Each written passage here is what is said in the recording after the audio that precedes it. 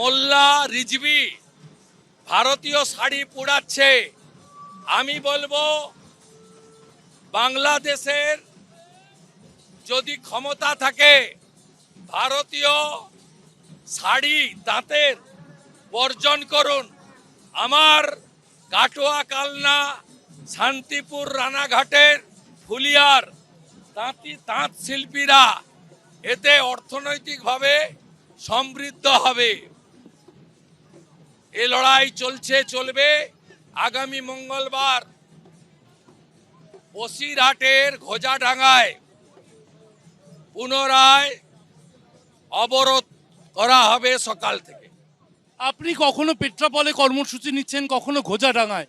সনাতনী সমাজ আপনার সঙ্গে রয়েছে, কিন্তু বৃহত্তর সনাতনী ঐক্য, এই যে সকল সনাতনী রাস্তা একসঙ্গে নামবেন, পশ্চিমবঙ্গে সেই ছবিটা কি কোনো অভাব রয়ে যাচ্ছে? নামছে, ধীরে ধীরে হলেও তো নামছে।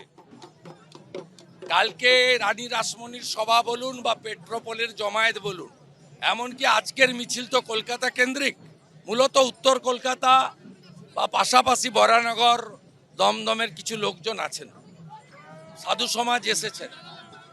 কিন্তু এতেও দেখবেন যে অন্য দলকে ভোট দেয়, কিন্তু হিন্দু হিসেবে তারা এসেছেন। ও সবচেয়ে বড় কথা, হিন্দু তার শক্তি পশ্চিমবঙ্গের রাজধানীর বুকে দেখাচ্ছে বারে বারে। এটা খুব শুভ লক্ষণ। সত্যজিৎ রায়ের বাড়ি আক্রান্ত, কিন্তু এখানকার যে সন্দীপ রায় বা অন্যান্য যারা চলচ্চিত্র জগতের মানুষ, সাহিত্যিকরা, তারা পথে নামবেন। তারা জানেন তাদের ব্যক্তি স্বাধীনতা আছে, অবাধ স্বাধীনতা। আমাদের কাজ আমরা করব।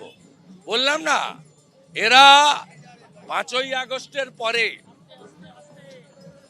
চট্টগ্রামে মাস্টারদা সূর্য সেনের স্মৃতিতে গান্ধীজি গেছিলেন, তার যে মুরাল ছিল, তার যে ছবি ছিল, স্মারক ছিল, সেটা ভেঙেছে।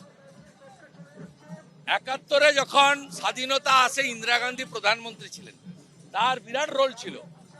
ইন্দিরা গান্ধীর নামে লাইব্রেরি ভেঙেছে।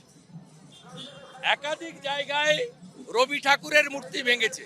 শুধু লোকনাথ ব্রহ্মচারী নয়, শুধু হরিচাঁদ ঠাকুর, গুরুচাঁদ ঠাকুর নয়, শুধু অনুকূল ঠাকুরের আশ্রম নয়, রামকৃষ্ণ মঠ মিশন, ইস্কন, শ্রীলা প্রভুপদ চৈতন্যদেবের মূর্তি নয়, মা দুর্গা, মা কালী, রাধা মাধবের মূর্তি নয়।